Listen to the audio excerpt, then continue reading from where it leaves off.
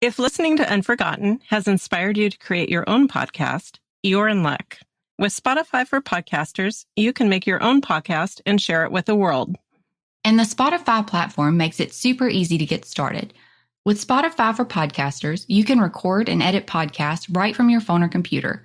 So no matter where you are when an idea hits, you're ready to start recording. Spotify for Podcasters makes it easy to distribute your podcast to Spotify and everywhere else podcasts are heard. Plus, you can do video podcasts and engage with fans through Q&A and polls.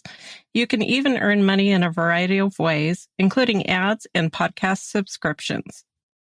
And best of all, it's free. Download the Spotify for Podcasters app or go to www.spotify.com/podcasters and sign up for your free account to start recording and sharing your podcast with the world.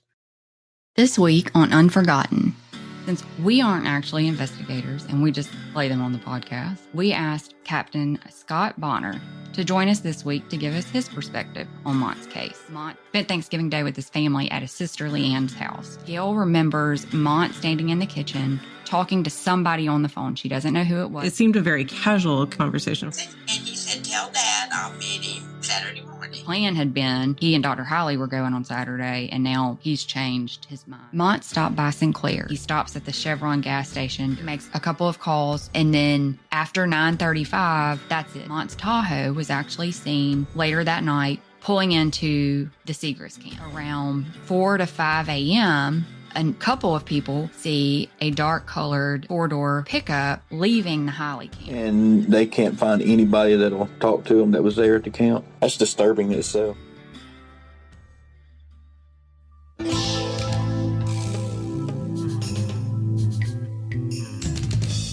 Hey everyone, this is Sellers. And this is Stormy. And this is Unforgotten, where each episode will highlight unsolved missing, murdered, and suspicious death cases in Alabama in order to raise awareness and hopefully obtain some answers for victims and their families. Please remember that any individual referenced in the podcast should be considered innocent until found guilty in a court of law, and any opinions or views expressed in the podcast are solely those of participants. Listener discretion is advised, as some of the content discussed in the podcast may contain violence or graphic descriptions and may not be suitable for all audiences. Be sure to join our Unforgotten Patreon channel today to gain exclusive benefits, including early access to ad-free episodes and bonus content. By subscribing, you'll also be supporting the efforts of ACCA in assisting families and raising awareness for Alabama cold cases. And now for part 2 of episode 26, Mont Highley.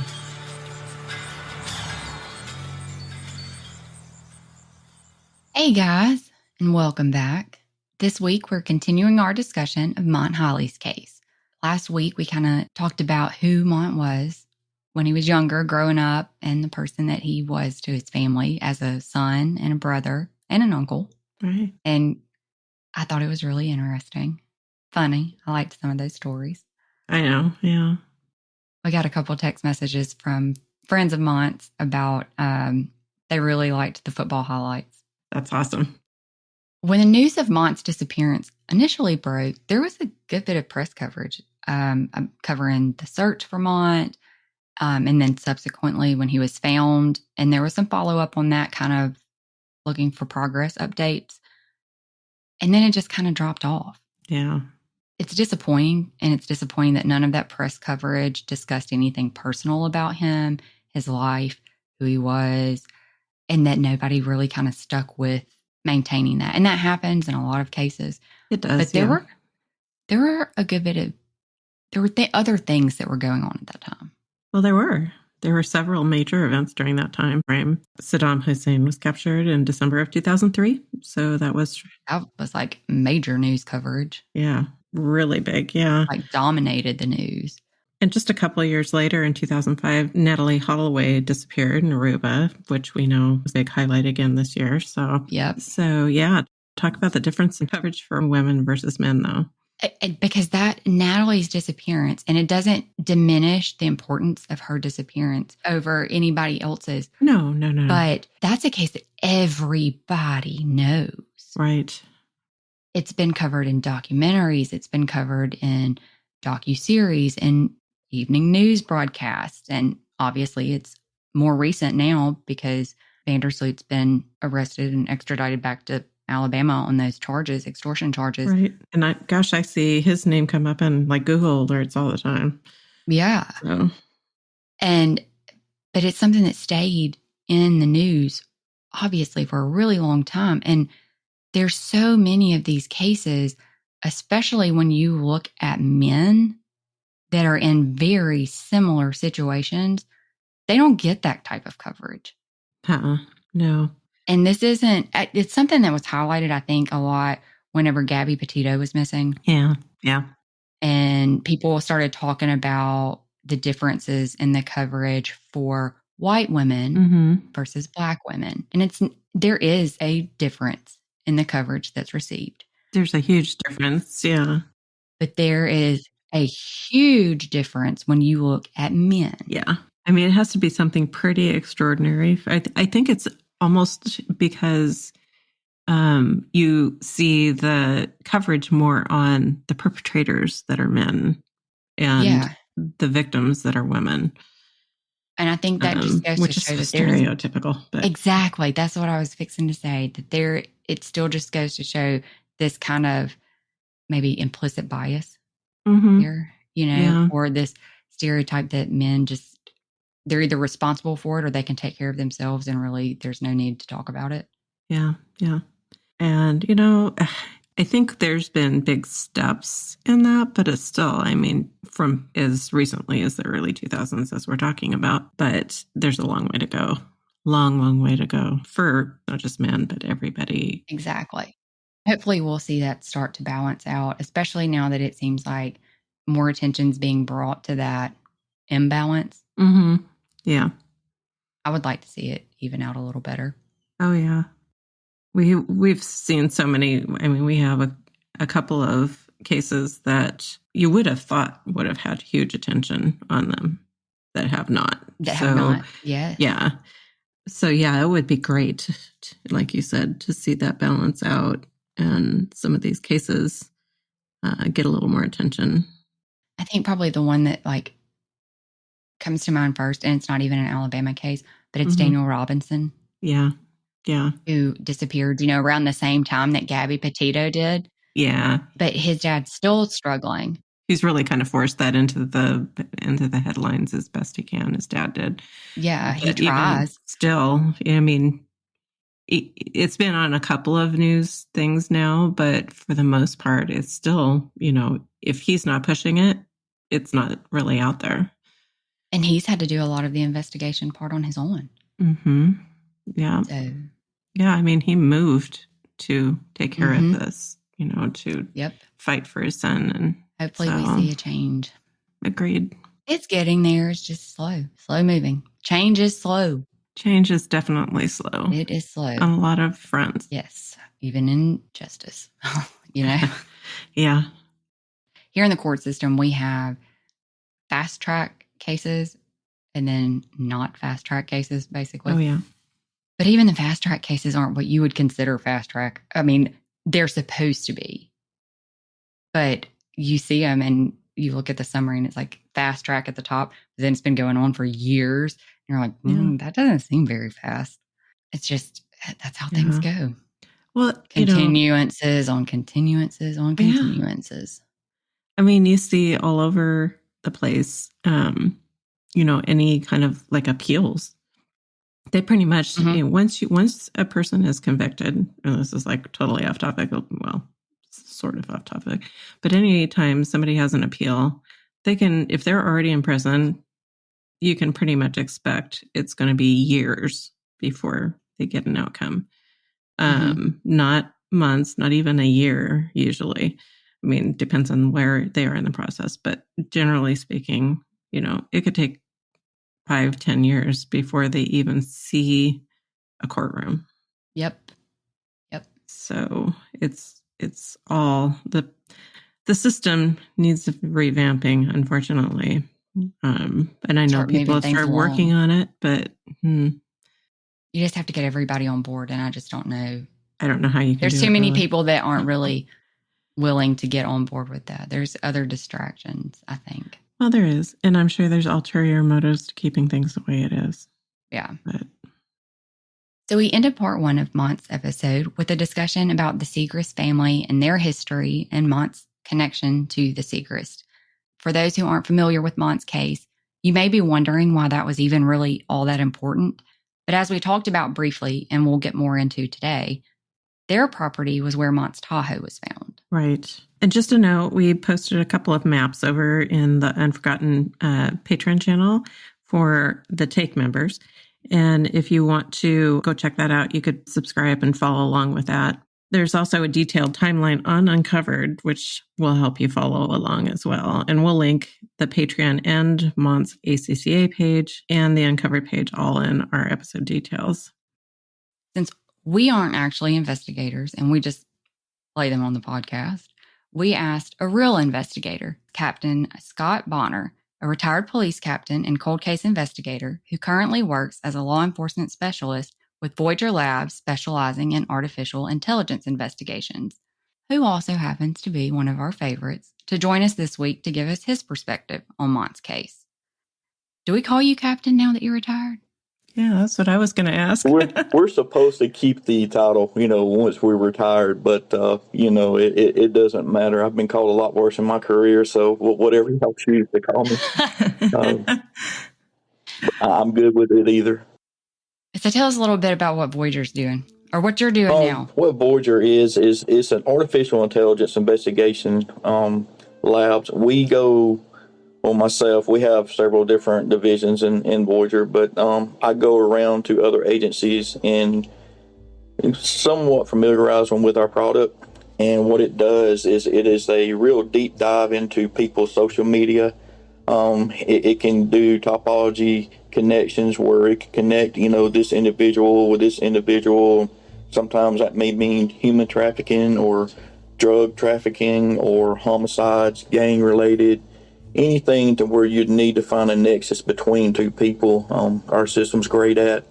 And it's also great at monitoring, special events, races, football games, anything like that where there may be some issues that might come up.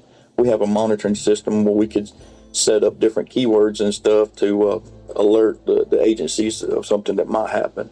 That's pretty awesome, because that's not at all what I had in my mind. Like, I don't know what I thought it was. Well, it's a lot of people are like that, and myself included. I think we've talked before. I started in 1997, and in early 2000s when we were swapping over to computers, I fought it because, I was under assumption that I could handwrite a report a lot quicker than I could type one.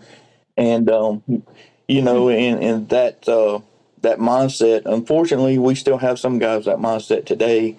But AI is it's the new investigations. I mean, it's y'all know what AI can do, and as long as it's used properly, it's good. Now, what our company does, we don't do anything past the password. All of our stuff is open source or inferred. So, it allows us to sanitize stuff for court purposes too with these cases.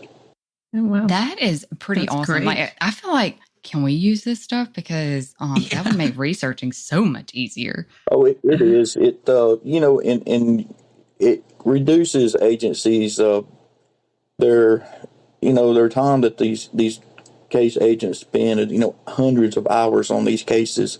And this product allows them to get it done faster so they can move on to something else. So it's a huge time saver. And I wish I would have had it, especially back in my investigations days at Talladega County, where we had a lot of crime and a lot of investigations.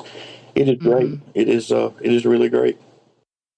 Yeah. So I have a question for you. This is I'm just interested in this whole AI thing because there's so much controversy over AI. So do you ever have any pushback or any legal things that you have to be careful of when you're using the system because it's AI? Yes, ma'am, we do. And of course, Meta and some of the others, have sued any AI investigations company. And it's just, in my opinion, obviously I'm not a lawyer, but it's just something to show the people who don't agree with, us getting their information, us as in law enforcement. It's just something to show them that they're trying to, to make it safer or whatever. But, the way I look at it is with Meta, whoever, if you had to pick a side, or if it were me, I would pick a side just trying to protect our kids and try and protect our nation, because what we do, we're not on there looking, to see what they're doing in their private life or anything. But with ours, that's why we use mostly open source investigations. So you potentially could get anything that we get. It would just take a long time to do it, via several different search engines and everything. And it's just simplified. Yeah, it's like having thousands of detectives at your fingertips. Yes, Meanwhile, social media is over there tracking all your movements and giving you personalized ads.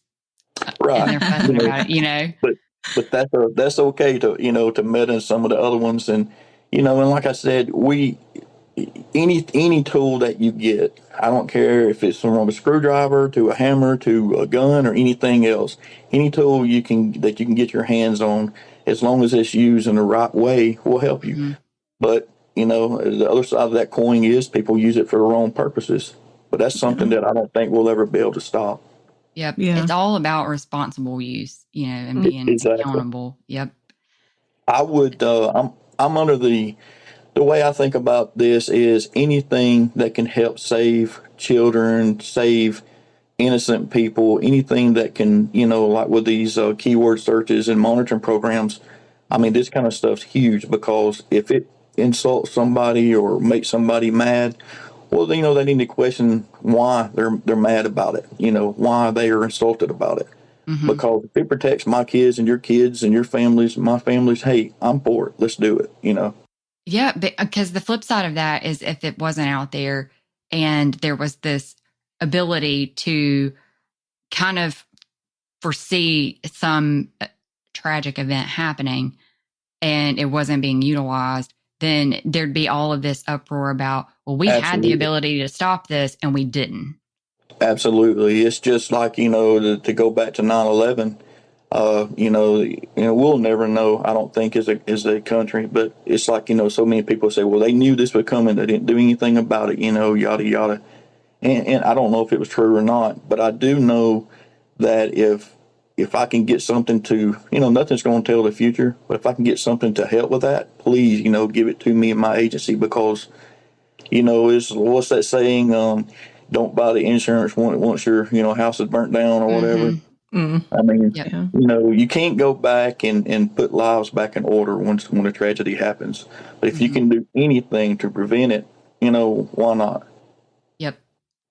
Absolutely. There's not a crystal ball out there to know with 100% certainty, but you can, put some kind of security blanket there. Absolutely. And the thing with AI is it's a force multiplier. As a former administrator, I know how hard it is to get, everybody to come to work. You get those sick days, you get flu season, you get allergy season, people's got kids. I mean, it's life. Trust me, I've been there and still there, but this, our system, it don't take a sick day. It don't, take a vacation day. It's there 24/7. And it's never going to take place of a police officer, an investigator, or an analyst ever. But it just helps them do their job quicker. It's just like going from a paintbrush to a paint roller, Right. You could cover a bigger area in a shorter amount of time. Yes, ma'am. Yep. That sounds like a good tool, and probably what needs to be a little more utilized than probably what it is. So pretty impressive. It is very impressive. I appreciate that. Well, let's jump into what we're talking about today. We're going to use Mont's uncovered timeline as a reference because it's awesome and not because we put it together. So don't hesitate to interrupt us. I tend to get on soapboxes sometimes, and I have to stop myself. So just interrupt us if you're like, hey, I got something to say. Yeah. We all do. Shut your mouth for a minute. I got an opinion. I got something to say. So just as a couple of background details, though, in 2003, we talked about last week that Mont was kind of between jobs. According to the Highleys, Mont had been working for EMJ Construction, building Lowe's buildings kind of across the U.S. And just before his disappearance, he had an interview with a construction company in North Carolina. And I believe it was Hill Construction, but I'm not 100% certain. And he was waiting to hear back on whether they were going to offer him the job. So during that November time period, Mont was staying with the Highleys at their house in Montgomery. And he was going back and forth between their hunting camp, which they called the farm, and it was located in Shorter, and then their lake house at Lake Martin. About a week or so prior to his disappearance, Dr. Highley had given Mont $300 in cash because he said Mont was kind of running low on funds, kind of being in between the jobs.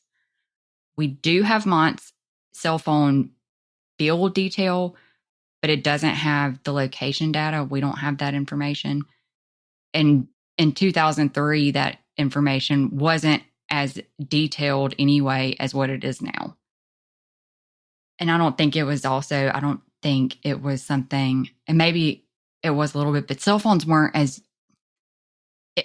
important to everyday use as they are now. People didn't keep them on them like they do now. And most people don't have landlines now.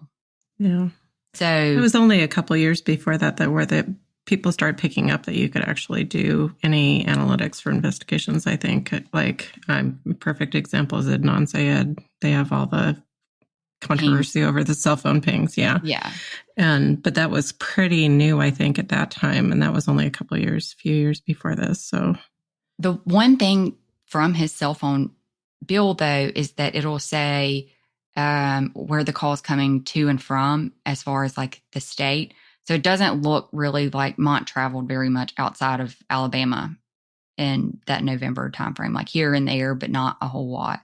Mm-hmm. So it did kind of at least give a reference, for his physical location during that frame. So it's not like he was all over the country like he had been. Right.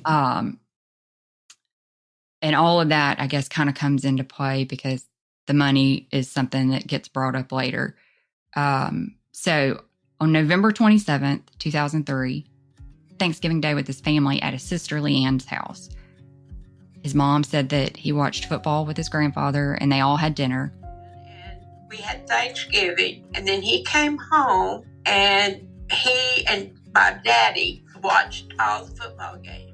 And in our early conversations with the Highleys, Mont's mother, Gail, told us that she recalled him being a little bit quieter than he normally was, but it wasn't anything unusual and it didn't stand out in a way that made them concerned about anything.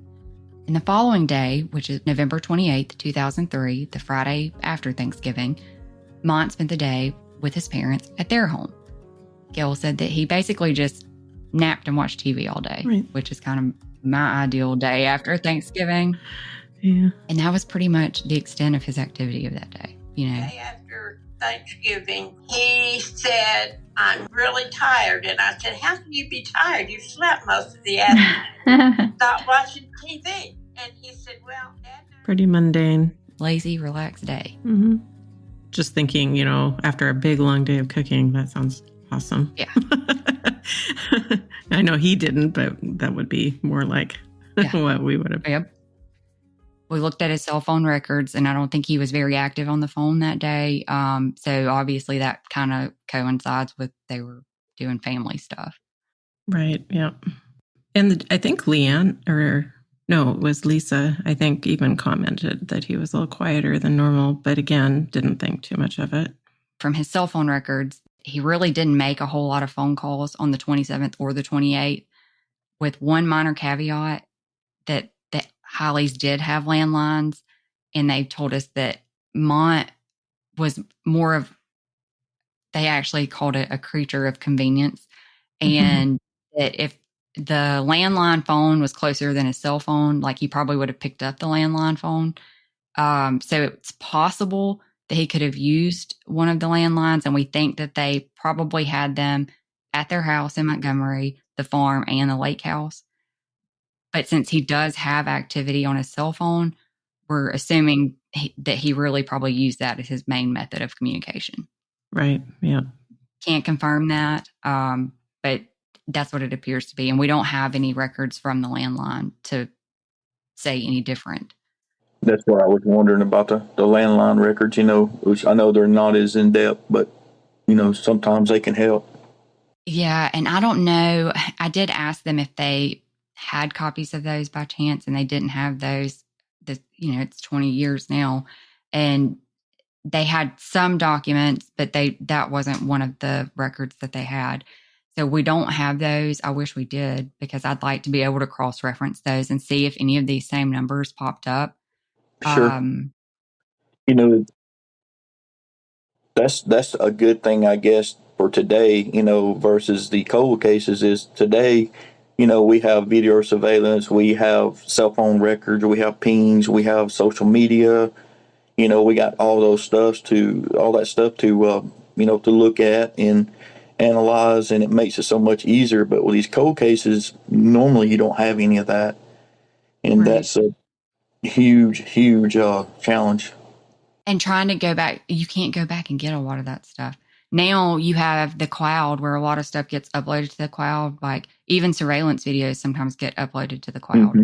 But you can't necessarily go back and get that. And traffic cameras are crazy now. You have them just everywhere, but not really back then.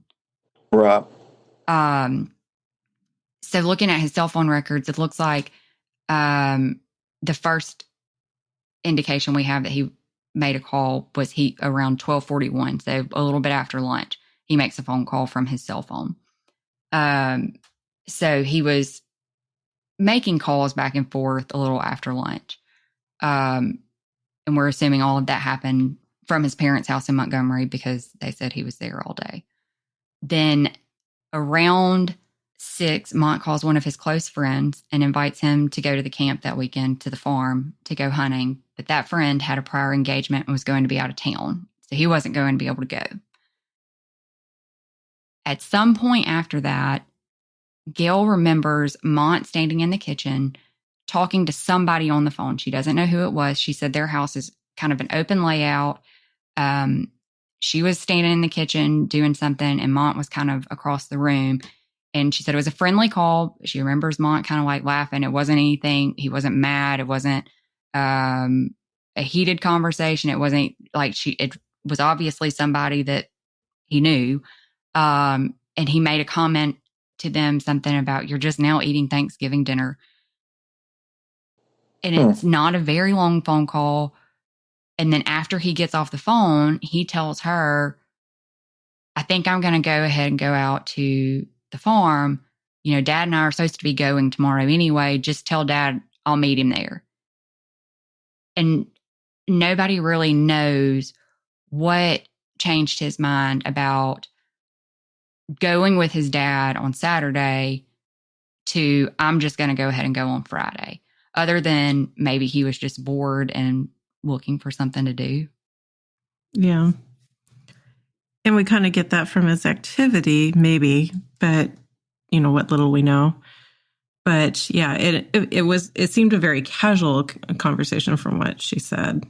So it wasn't like he was even whispering, like he was making plans that he didn't want anybody to hear even. It was just a normal conversation.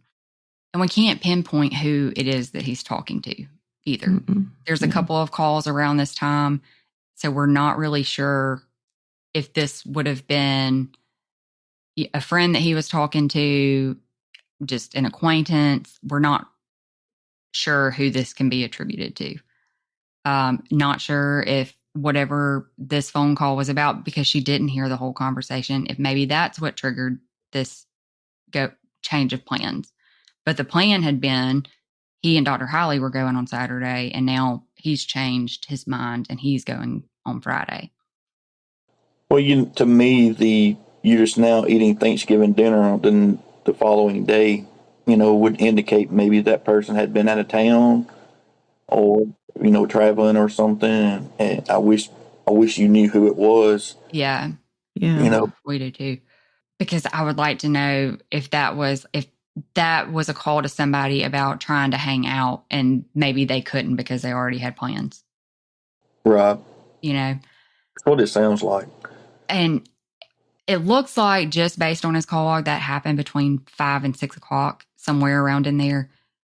We're estimating about 6:45 to 7, Mont stopped by Sinclair's, a restaurant/bar in Montgomery. It was about 5 minutes away from the Highley's house. And assuming that he left, pretty quickly after that phone call, we're saying the last call on his cell phone record was at 6:35. We're giving him that 10-minute window to leave. Right. I mean, you have to park, go, walk in the place, walk out. Yeah. Because a lot of times when you have other places like the farm or the lake house or whatever, you have things you need at those places already. So you don't really have to pack. Right. Yeah. And since he had been kind of back and forth to those places already over the course of the month, I'm assuming he probably didn't pack a bag to go. That I would probably, guess not. When we go to our camp for hunting season, our stuff, we leave our hunting gear and everything there during hunting season. So we don't really take anything with us outside of regular clothes, because we don't necessarily leave those. But our camo and things like that, that's already there. Yeah. It's kind of the same way, when people go, camping in an RV, we have an RV that we keep fully stocked. Yeah. And so, we just, pack what things that we want to keep, take from home. But most of the stuff is already there, food and, rain gear and, all of those things. And I know I always compare what my kids do, but my son's bag compared to my daughter's bag, way different. Well, way different. That's, pretty normal for us girls. Yeah. So I feel like he probably didn't have a lot to do. He probably was just all right, see y'all later, and hopped in the truck, So I don't think he probably would have had to pack. Yeah, I agree. He makes that stop between 6:30 and 6:40 at Sinclair's. We're not exactly sure how long he's there, but, it's 5 minutes from the Highley's house. And then we know that between 7 and 7:30, he stops at the Chevron gas station just off County Road 30 in Shorter and purchases beer. I think it was called the Tiger Pride at the time. That's about a 21-minute drive. So he couldn't have been at Sinclair's for very long. 5 minutes up the road, that's 6:45. You got a 20-minute drive out to Shorter.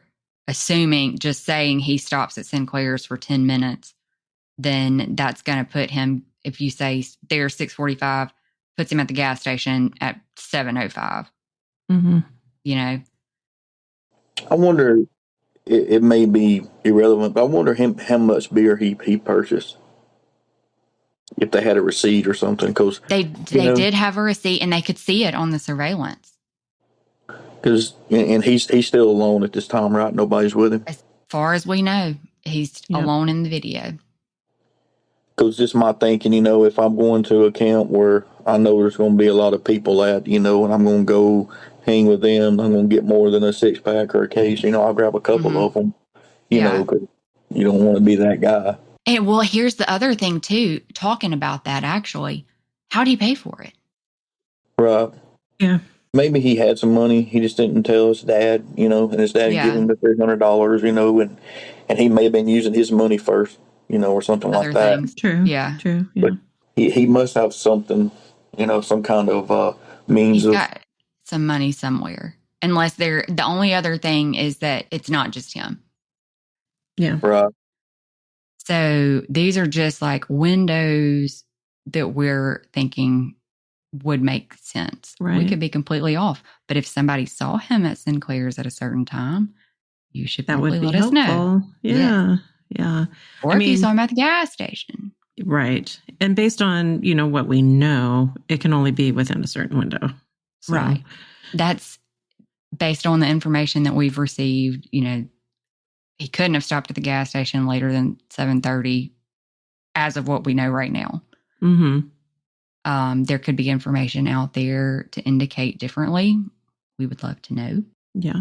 Because we've been trying really hard to fill in his movements through the day. So this is kind of where we're at with that. And we would love for anybody that can help fill in these gaps to let us know. Yep, exactly. Then a little before 8 p.m., Mont presumably arrives at the camp. We're guessing he leaves from that gas station, going straight to the camp. I keep calling it the camp because that's what we call it, but they call it the farm. Yeah. I keep calling it the wrong thing. But Mont arrives at the farm a little bit before 8. The farm was roughly 9 miles away from the gas station and a 10-minute drive. This is all based on Google. Mm-hmm. So that puts him there 8-ish. Right. And at 8:10, he calls the Highley residence, but it doesn't look like that call was answered because it lasted no more than a minute, no longer than 1 minute. Right. Well, and like you said, they may not have heard it, especially a landline, back then. Mm-hmm. Or if they were on the phone, didn't click out. Did he get a busy signal? If there wasn't call waiting, did he get a busy signal? Right. Yeah. I wonder if there is a machine or anything like that. Then between 8:31 and 9:35 p.m., Mont makes a handful of calls over that next hour to friends. None of those calls stand out as unusual. They don't last for any extended period of time. And then the last activity on his phone is an outgoing call at 9:35, which again lasts for no longer than 1 minute and doesn't appear to have been answered. Yeah, right. We don't have the location data, so we don't know where he's at. So we're just assuming he's at the camp at this point, at the farm. After 9:35, that's it. There's no more activity on Mont's phone until Sunday when they find the phone. That's where his kind of documentation of his activity just basically stops.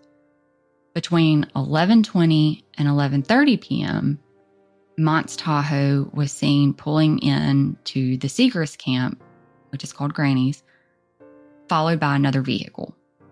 Which is interesting in itself. It is. According to sources, the Seagrass were hosting a small get-together at their camp that evening. Right. Yep. So there were people there. Not sure how many. We don't know exactly who was there other than just that there were people there. And we don't know that Mont was actually driving the Tahoe. We just know that his vehicle pulled in with another vehicle behind it. Right. And then we move into November 29th around 5 a.m. Which this is interesting as well. It is. Witnesses reported a dark-colored pickup truck leaving the Highley farm. Since we posted Mont's case card series on the ACCA pages, we've learned that a couple of people have come forward with information to potentially identify the vehicle leaving the Highleys, which is huge. Right. Yep. And we appreciate that, and the Highleys really appreciate that. So more of this, please. Yes, keep that information coming, because that is the type of stuff that is going to help move this case forward. Around 2:30 on November 29th, Dr. Highley arrives at the farm as planned. When he arrives, he finds that the gate's unlocked, the metal storage building's unlocked and open. The front door to the trailer is open. All the lights are on inside the trailer, and that the TV was also on and so loud that he could hear it from where he was parked outside. But Mont nor his Tahoe were anywhere to be found. And what Dr. Highley told us was he just assumed that Mont got a call from a friend about coming to watch the football game and got distracted and just left everything. Dr. Highley said he went hunting, didn't get anything, and then went home. He kind of locked everything up, headed back to the house. And then the next thing is that they get the call on Sunday from Del Seagrass saying, hey, Mont's Tahoe is here. And they can't find anybody that'll talk to them that was there at the camp? No. I mean, that's disturbing in itself. I agree, yeah. I think so. Saturday afternoon. We usually went out about 2 or 2:30. We had a mobile home out there. There was a gate and a driveway that was probably 50 yards long, and there was a large metal building where we kept our four-wheelers, and we had a tractor and some other farm stuff in there. And when I pulled in, the gate was open, and that was unusual for Mont because he tended to get kind of spooky when he was out there anyway, so he'd lock everything up. He'd lock the gate when he got in. And the gate was open, and I pulled up past the metal building, and the door to the metal building was open, and pulled up in front of the trailer, and the front door was open, and the TV was on, and it was on loud enough that I could hear it out in the front. So I went up there and went in and turned the TV off and looked around, and I mean, he obviously wasn't there. And it happened to be the weekend that Alabama played in Hawaii. And I figured what happened was one of his friends called him and said, "Hey, Mom, come over and we'll watch the game and have a beer or whatever." And I figured he just got distracted and left everything like it was. Because he knew you were coming out. Yeah, because he knew I was coming out there, I guess. And so I went ahead and hunted and didn't get anything and locked up and came in and didn't hear from him that night. And the next day, which was Sunday, is when we got a phone call from Dale Segrist saying that his truck was out there behind his mother's house, which was Mike Segrist's grandmother. We went out, and they were out picking pecans up. They had a lot of pecan trees in the front yard, and his wife commented to Gail that they never went out there. And why they went out there that day, I have no idea. She said they were picking up pecans, and of course his car was in the back. The windows were down. As I recall, the keys were in the ignition, and it started. His briefcase was on the front seat. His billfold, as I recall, was in it, and there was money in the billfold. I had given him like $300 the week before because he was running low on funds. We were able to account for all the money, so I mean, he wasn't robbed or anything. But one thing was that when we went to the Segrist house, Dale looked at us like he didn't know who we were. And he walked around the car and he says, Florida tags. I believe he was driving drugs down here. Not like they're strangers. I mean, they're, adjoining property neighbors or whatever and friends. And did they go to the same school and everything? Yes. Yes. So we were going back and doing our research. And then after talking to the Highleys, the house where Mont's Tahoe was found was actually, they called it Granny's house, but it was Dale and Wade's grandparents' house. And I think Dale actually owned it at the time. Currently, Mike Segrist owns it if you look at the property map. But Wade Segrist, who is Dale's brother, he was the principal at Montgomery Academy. Wade's son, Clinton, and Mike, they were a grade below Mont, but they went to Montgomery Academy. They played on the same sports team as Mont. Mike ended up transferring to Tallahassee in like 1987, I think. But they were in school together. And we've been told that when the Higleys had not owned the farm, maybe a year or 2 years at this point, it was kind of a more recent purchase for them. But that basically, once they bought that, Mont had hung out with them on occasions, hung out with Mike and Clinton again, that he would maybe go hunting with them at some point, or, it wouldn't have been uncommon for him to have been over there. Now, that could be hearsay, but there are people that will say that. And the Higleys say, we didn't necessarily socialize with them per se, but we knew all of those people. We've known them since we moved to Montgomery. Dr. Highley said he actually went into, when he first moved to Montgomery and went into practice, he went into practice with one of the Segrist cousins. So they knew the Higleys. Yeah, that's, I don't understand why. No, because, like I said, I may be imagining something different in my mind, but, I'm having trouble thinking that nobody there would tell the police or whoever, anything, or the family anything.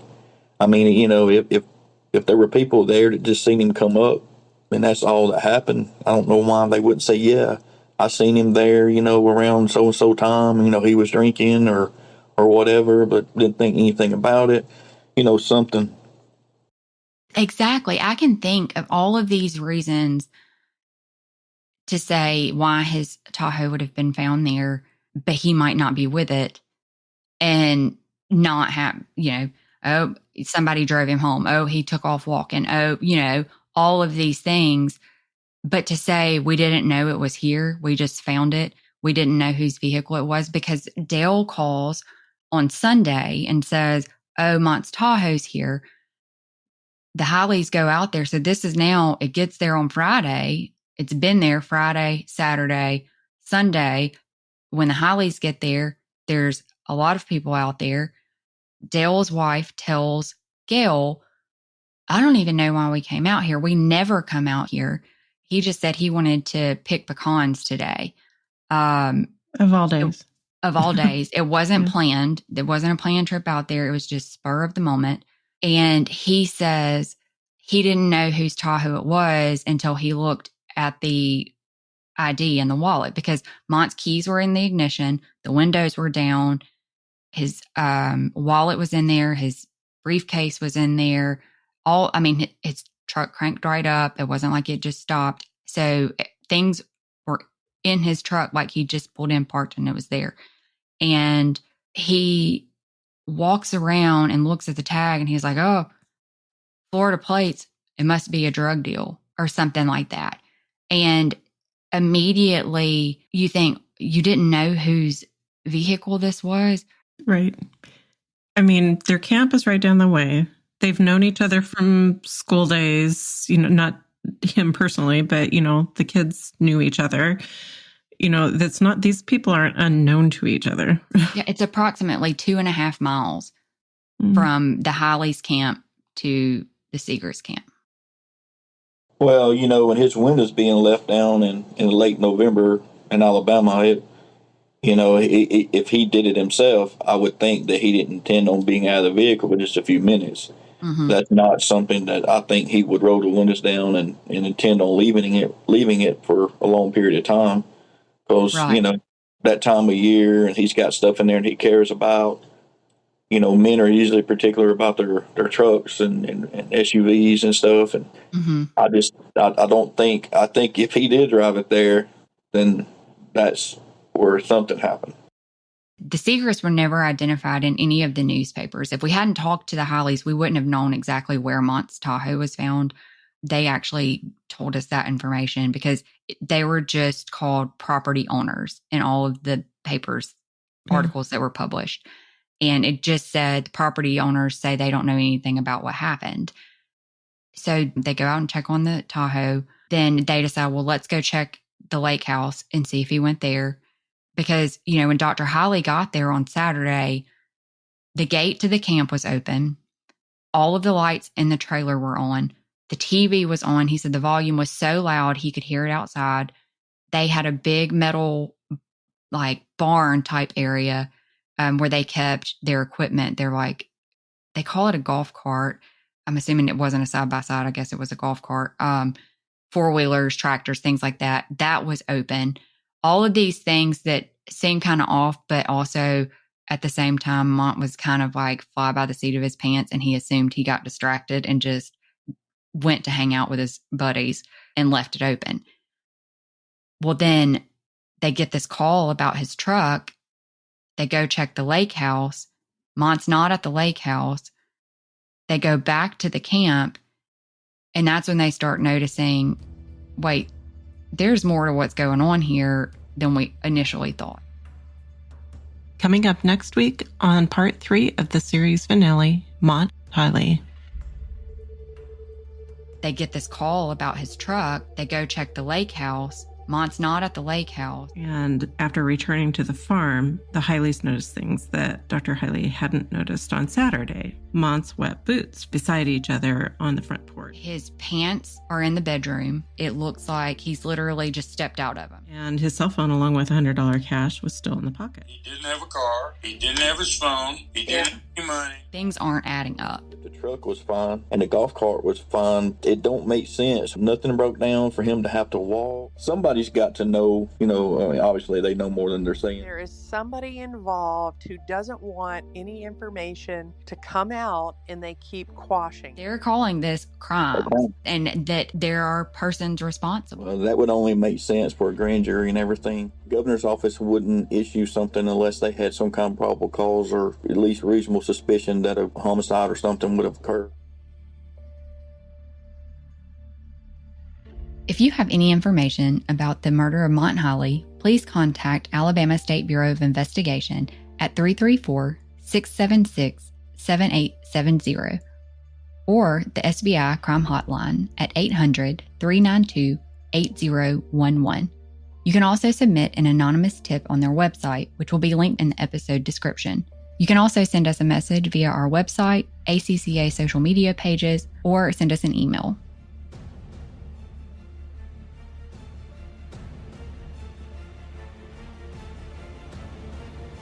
I don't think he left the camp voluntarily.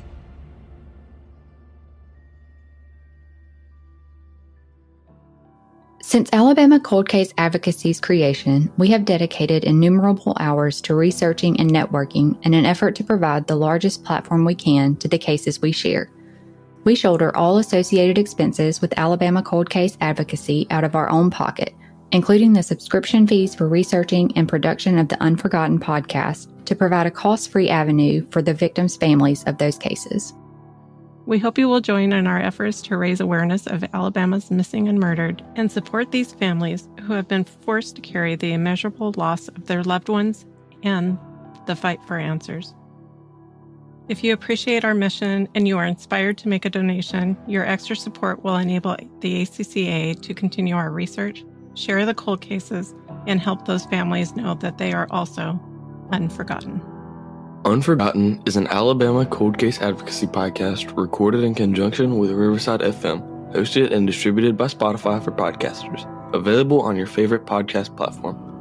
Intro music for the show was created by Principles of Uncertainty, who also mixed and mastered this episode. Content and production is by Sellers and Stormy. Artwork by Sellers. Credits for music, sound clips, special mentions, and any source referenced in our podcast can be found in each episode's description. We hope you will join us on all the major social media sites and continue to raise awareness of our Alabama cold cases. Until next time, thank you for listening, and remember, justice may be delayed, but the victims and their families remain unforgotten.